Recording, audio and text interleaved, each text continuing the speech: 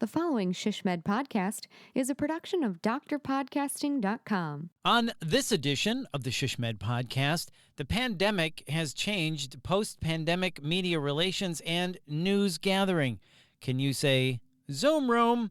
So how do you navigate this now and in the future? And how can you better prepare to anticipate questions and craft your message as well as gain valuable earned media?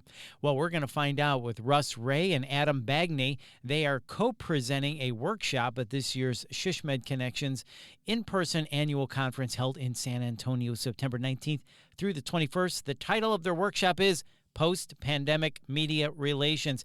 And make sure you listen all the way through to the end, and you'll find out why the question, is there anything else you'd like to add, is so important. Is there anything else I'd like to add? Yes. Let's get this podcast started right now. This is the ShishMed Podcast, rapid insights for healthcare strategy professionals in planning, business development, marketing, communications, and public relations. I'm your host, Bill Klaproth. And on this episode, we're going to talk with Russ Ray, founder of Predictive Media Network, and Adam Bagney, Director of Communications and Community Relations at Wentworth Douglas Hospital. They are co-presenting a 2.5-hour pre-conference workshop at this year's ShishMed Connections in-person annual conference held in San Antonio, September 19th through the 21st. Make sure you're there. I'll be there. The title of their workshop is Post-Pandemic Media Relations. This is going to be a great session, and we're going to learn more about that session right now. Russ and Adam, welcome to the ShishMed Podcast. As you know, we start every episode of the ShishMed Podcast with rapid insights. One quick tip someone can use to make their marketing communications better today. Adam, you're up to the plate first. Give us your rapid insight. My rapid insight, Bill, make yourself the go-to healthcare organization for local media in your market. You want to establish and cultivate media relationships, be proactive, be available to and flexible with journalists. And if you do that, you will go a long way to establishing your organization as the healthcare experts in the region, and people will notice. So make yourself the go-to in your community. I like that, Adam. Thank you for that. Okay, Russ, you're up next. Give us your rapid insight. Approach a media interview like it's a presentation, not a deposition. You want to be helpful to the reporter, but at the same time, you got to focus on the things that you want the audience to hear and not so focused on the exact premise of the question. Look for opportunities to add things and bring up stuff proactively. That is so good. I love that, and we're going to get into more of that on this interview. So thank you both so much for your time. We are looking forward to your presentation at the ShishMed Annual Conference held in San Antonio this year, September 19th through the 21st. Your session is titled Post-Pandemic Media Relations. So Russ, let me start with you. When it comes to post-pandemic media relations, how has the pandemic changed news gathering and interview formats? As tough as the pandemic has been, I think it's pretty clear that it's been beneficial for proactive media relations. Most importantly, public health. It's always been a big deal for newsrooms, but the pandemic has prioritized that even more. So I think it's a huge opportunity for healthcare organizations, and it really has been for the past year, as busy as everybody's been. Reporters working remotely are now more receptive to pitches when you can also provide visual content, and I think they're more open to accepting outside content. And most obvious, and where I concentrate in the area of media training and interview prep, virtual Zoom interviews has been the biggest change, clearly. I think it's probably the biggest change since digital video transformed journalism 20 years ago. And the question is, are these approaches to doing their interviews going to last as we hopefully continue to see the pandemic subside? And Adam, I know you have some thoughts on this as well.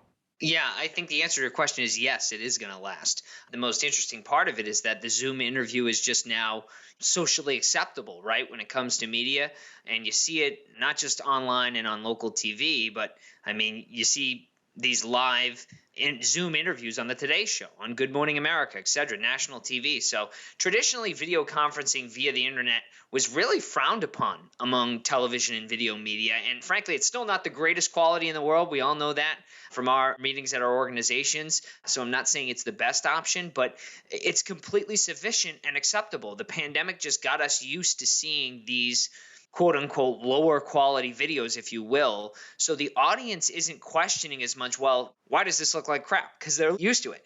So that's a huge opportunity, really, for healthcare organizations to say to local media outlets, hey, the doctor is very busy today, but he can find 15 minutes to sit in front of his computer in his office and then jump right back to a patient. Or I know it's really hard to get a camera crew out here to the hospital.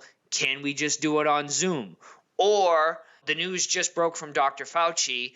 Can we give you live expert analysis right away on a video call? So all of that, getting major earned media exposure, particularly on local TV, is much easier. And I can tell you here at Wentworth Douglas, we've really established ourselves, as I mentioned in that Rapid Insight, as a go-to local source now for expert health information here in New Hampshire. And Zoom has really, really helped push that to the forefront. And when you're in the media consistently too, Bill, not just paid ads, but in an earned way, that really establishes your organization as a trusted messenger in the community. Yeah, that makes a lot of sense. And we have certainly seen doctors in their offices on Zoom, no question about that. So we had to do that during the pandemic, and not that we're out of it yet. But why is it important to understand these changes moving forward, Russ? Well, as Adam alluded to, it's a huge opportunity and how to best take advantage of that, right? I mean, for example, it might be worthwhile if hospitals and healthcare organizations haven't done so yet to invest in some equipment to enhance Zoom interviews, equipment and staffing perhaps to enhance B-roll and photos that you might be able to offer media on a quick turn. And as great as and as convenient as Zoom interviews have been, they're a lot different than traditional on-camera interviews, so there's some big pitfalls to avoid to make your spokespeople come across better. So they can become go-to media sources, so you get the incoming requests for expert perspective on different things. So one thing we're going to be doing, and we're actually doing that right now, is we're doing some research and have commissioned a survey of newsrooms across the country to get more insight, not only on what they prioritize and what has changed with the pandemic, but also to get a better sense of what are some of the big pitfalls with Zoom interviews that you want to avoid. For example, I'm not a big fan of virtual keyed backgrounds when you're on a Zoom call. I think it makes people look terrible. Is that a big deal for newsrooms? Will they be less hesitant to interview one of your spokespeople if they know that, hey, I don't want to talk to them, they have that keyed background behind them? Those sorts of things. Wandering eyes. Do they appreciate it when you have an external microphone and don't sound so hollow? So we're going to get some perspective on that as well to help communicators who are attending the conference establish some of these priorities.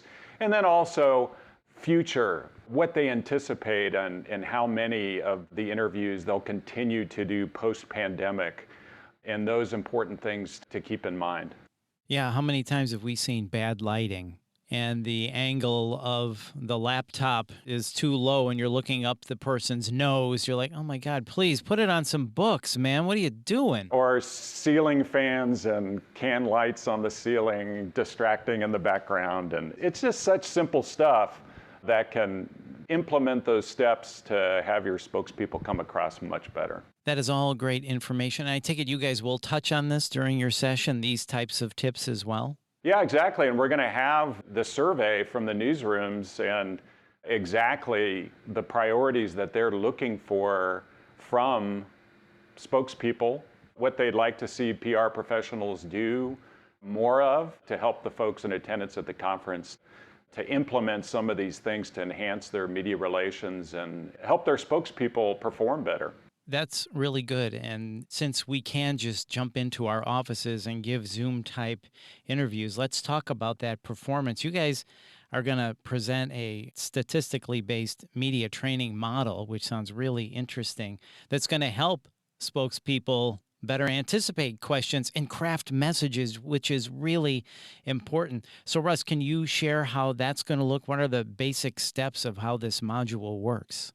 Our principal at our firm is really big on models and having a scientific process to go about what you do as a PR professional, as a communicator. I think most of us, particularly like Adam and I, who are former journalists, we approach prepping spokespeople in a similar way. We know how reporters think and the types of things they're going to ask. But what we've done is actually put some research to that. So we commissioned a research firm to analyze more than 500 media interviews. And the result of that is this model that we teach to. And it's based on the 6 common question types that reporters ask. Reporters are trained in a similar way, and there really is a predictable pattern in terms of the question types that are asked. You obviously can't predict every single question that you're going to get, but there's a predictable pattern in the approaches. So red flags, being able to recognize the trap questions and ones you don't want to touch, and transition or bridge away from and come back to your message. And there's also a predictable pattern and generally in the sequence of how they're asked. So we use this as a basis to anticipate questions. So I think one of the big things why spokespeople get nervous and might fear or avoid media interviews is the fear of the unknown. And this demystifies some of that and gives people a process to go through to prepare to face journalist questions.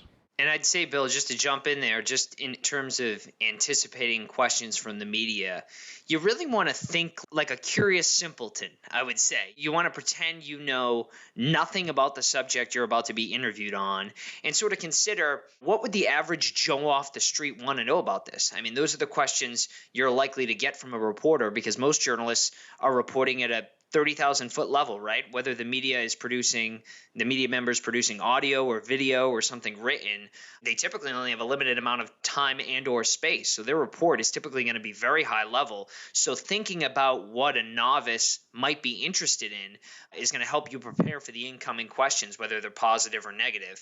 And also, you may get into the nuance of a subject with a reporter to help them better understand the issue and give a more informed report. But make sure you're prepared with, and this is something we'll talk about, but with some broad, catchy quotations. I mean, you can do an hour-long interview about COVID, but if you tell a reporter something very succinctly like, if more people don't get vaccinated here in New Hampshire, then more people are going to die this fall. If you say something like that, I mean, that's not a very technical statement, but it's emotional. It's true. And I don't think any reporter in America, even if they were doing a deep dive piece for the New York Times, would not use that quote. So think about what your most important points are and how to deliver them in an eye-catching or ear-catching way. And by the way, Russ talked about trap questions.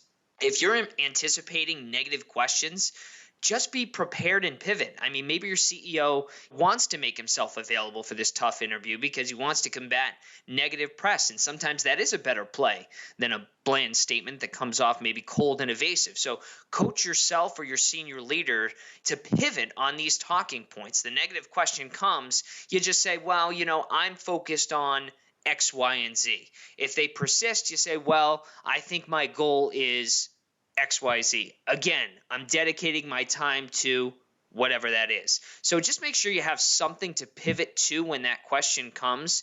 And if you don't in the moment, just say, I'm focusing my attention on whatever.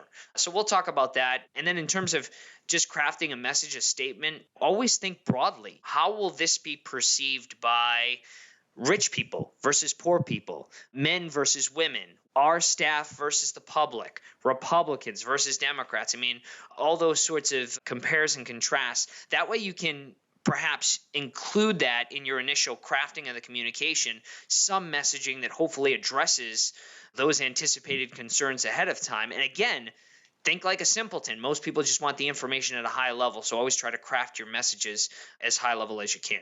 Think like a simpleton. I've got that one down. That's an easy one for me. But that's really good stuff, Adam. I love a lot of the things you said in there. So concentrate on those broad, catchy quotations. Basically, think about an important soundbite and think of who your audience is and craft that message for whoever it may be, from who you said, rich people, poor people, etc. So that makes a lot of sense. Adam, earlier you mentioned earned media, and I want to get back to that quickly because that is a buzz phrase in our industry, earned media. So you're going to explain the keys to consistently acquiring effective earned media. I mean, we're all interested in that. So can you talk a little bit more about that? You know why it's a buzzword, Bill? Because it's free. Everybody loves free stuff, right? I was looking at our local newspaper the other day, and we had a tiny ad at the bottom, but there was a massive article on the front page that was all about us. And I thought, we paid a bunch of money for what was on the bottom, but the entire page we got for free. So that's why it's valuable. But a couple thoughts here and a couple things we'll talk about. And first and foremost, in terms of earned media, you want to develop relationships. Identify all the local media outlets in your area: TV, print, digital, radio, and find out who the best people are at those organizations to help you get your people either on the air or in their publications. And how do you do that? It's not rocket science. I mean, you just reach out with a call or an email. Hi, I'm Adam Bagney, new Director of Communications at Wentworth Douglas, and I'm reaching out to find out how I can help you in your coverage of medical stories. We just have a lot of experts here at the hospital, and I know you're always doing stories on health and wellness, so I just wanted to reach out. I mean, that's exactly what I did. I've only been in my position for about 6 months. That's exactly what I did, and that started the conversation. And by the way, target the right people. It's great to know the on-air, the former on-air folks like Russ and I, the reporters, but depending on the outlet and market, that might be your best person to touch base. But a lot of people don't know. It's often much better to know the assignment editors. Who works on the assignment desk at these papers or TV stations? They're often the ones who work with the managers to decide what gets published and then assign the stories to reporters. So seek out who's the assignment desk manager, who's the assignment editor. Another thing in terms of earned media is be proactive. In every media interview we do here, after it finishes, I say to the reporter, hey, here's my cell phone. Anytime you need a comment on anything healthcare related, let me know. You hear Tiger Woods breaks his leg in a car crash, right? Why not send off an email to all the local media outlets, all these relationships that you've established, and say, hey, our orthopedic experts here deal with similar injuries and can talk to you about that if you're interested. So you want to stay connected with the news of the day as well. Don't just react, be proactive. And react quickly, by the way, because that's not a story the next day. The 24/7 news cycle has already moved on. And then you want to be accessible and be able to execute. I mean, 95% of the time, I'd say, Bill, we fulfill a media request, and I will bend over backwards to do that. I will stop what I'm doing in my day to make that happen. I'll cancel a meeting because I want to establish our organization as having a reputation among the media that we're easy to work with and that we're the place to go in a pinch. Which would sort of lead me to one final thing I'd mention, at least in this podcast, and that's be flexible.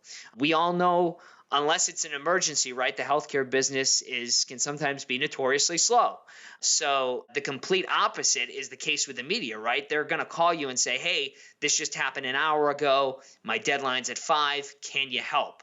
So you have to be prepared to sort of drop everything to make these opportunities happen. And you got to prep your staff to be prepared for that. You can't do any of these opportunities without doctors and experts in your organization being on board. So you reach out to them and say, hey, look, when these opportunities pop up, they're often out of the blue with little or no notice, but they're incredibly important to our healthcare organization because not only do they help us get out these important public health messages, but they also build and market our brand, establishing us as a trusted source of health information locally. So make sure your people know that.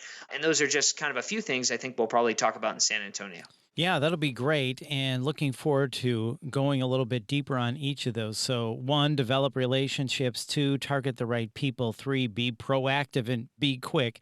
Number four, be accessible. And number five, be flexible. So, it'll be interesting to go into each of those a little bit more in depth at the session in San Antonio. And speaking of the session, this is a train the trainer session. So, those attending this presentation are going to learn a simple process to better prepare their organization's spokespeople for media interviews and speaking appearances. Are you going to do mock interviews and those types of things? How is the Train the Trainer session going to work? Yeah, exactly, Bill. What we'll do is take the group through the process, this model that we've developed based on research, how to go through and anticipate based on the common question types that reporters ask. And I think most PR pros are doing the right thing when it comes to prepping their spokespeople, having a list of priority talking points and discussing the trap questions and how to pivot or bridge back to your message when you can recognize that it's a question that you don't want to touch literally. But it's a step-by-step process that we'll take them through to condense and simplify your messages, as Adam talked about. Think like you're, the very high level, the average Joe on the street, who you're communicating with. And I'm a firm believer that if you have, more than something that's going to fit with bullets on one sheet of paper going into a media interview, then that's too much information that you want to convey, particularly for a broadcast interview. So it's a step-by-step process. What is my headline message? What am I going to hit on off the top with the very first question, no matter what it is, to establish the theme of what I want to cover in this interview? What are the data points that I'm going to back up my priority messages? I'm going to have at least 2 anecdotal example stories in my back pocket to hit on, not only proactively to support the main messages, but to bridge to when you get a gotcha question. And then, of course, having your strategy in place for that all-important final question, which those of us in PR and media know what it's going to be, is the anything you'd like to add question, which a lot of people, they just want the interview to be over. They say, no thanks, we've covered that. But as Adam knows, that question is a huge opportunity and something that ends up being used in stories. So it's a message prep worksheet that we'll take the group through, and we'll take some volunteers and have a scenario that will take them through to demonstrate this and how you can implement that into your PR practices. Russ, I spent 13 years as a broadcast journalist, and I have to tell you that last question gave me some of the best sound bites of my career. And it was always pivotal. And I always thought any journalist who didn't ask that simply right at the end of the interview, is there anything you want to add, was not doing their job, because that's that sort of final opportunity for you to get that point across, what it is you really want to say. And that's a huge, huge opportunity. And don't be afraid to pivot. If you're worried that last question isn't going to come, and this is something we'll talk about, I'm sure, and Russ already mentioned a little bit about it, don't be afraid to pivot right into it. Answer the question that comes and say, and one point I also wanted to make was, and then you can talk about literally whatever you want. So that's definitely pivotal. But I think some of the other things we'll probably be talking about in terms of coaching executives ahead of a lot of these interviews is first off, don't be afraid to practice, right? I mean, if it's a critical interview on a sensitive subject, especially, take your executive aside and say, hey, let's practice this a couple times. You play the reporter, he or she practices answering the questions, and even just doing that one time is going to go a long way in making somebody comfortable. And another piece of advice I'd give to is coaching people to be natural and genuine. And sort of, what does that mean? It sounds a lot easier than it actually is. And if you looked at my demo reel from the first time I was ever on TV, Bill, you'd say, who the heck is this guy? Big difference when I was sort of a young reporter in Alabama to anchoring, newscasts in Phoenix and Boston. So it's easier said than done. But just having a conversation, talk to this person like you're talking to me in the hallway. And if the interview isn't live, we did it right before this podcast, Bill, right? This podcast isn't live. You said, hey, look, if you mess up, Adam, you can start over, which, by the way, we haven't done yet, just so everybody knows. It's no big deal. But you do that, you take your time, that puts people at ease. Again, if you don't want an answer to a question, if you get a gotcha question, answer without answering. Just pivot. It's not as difficult as a lot of people think it is. Pivot to what you feel comfortable talking about. And a lot of time, the reporter will just move on. And even a strong, insistent reporter like me would often sort of give up after a second attempt. So those are things to sort of keep in mind and that we'll talk about in terms of coaching in San Antonio. Yeah, that is really good stuff. So Russ and Adam, last question. Is there anything you'd like to add?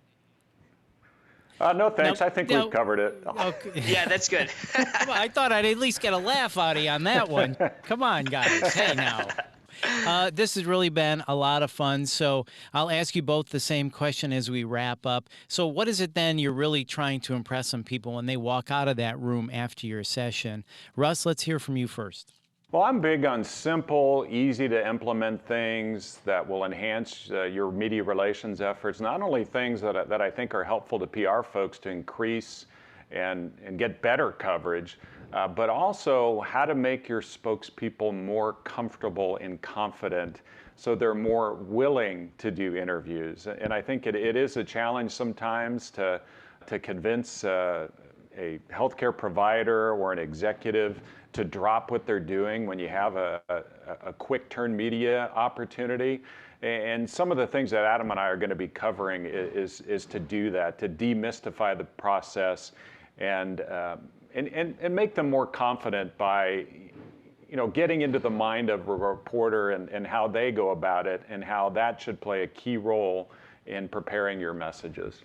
And Adam, how about you? Yeah, I would just add to that and say that, just echo everything that Russ said and say, I hope people walk away with the realization about how valuable and powerful and important, particularly earned media is and journalism is. And it's a lot easier, by the way, in 90% of the markets across the country, which are smaller areas. It's tougher in the bigger areas, but let's face it, most of us live in smaller media markets. And just how it can really grow or hurt your brand. And it's just a great way to promote public health initiatives, improve internal morale, and market for free. So hope people walk away with the realization of the value and importance of earned media for sure. This is really going to be a great session. Just hearing you guys talk about this, there is so much to learn, and there's so many things throughout the day that we have to do as marketers. This one, I feel, kind of gets pushed to the side when really it should be more towards the forefront, how you craft your message, how you answer questions, how you go about getting earned media and things like that. This is really going to be a fantastic session. So Adam and Russ, thank you so much for your time today. We really appreciate it, and we look forward to seeing you both in San Antonio.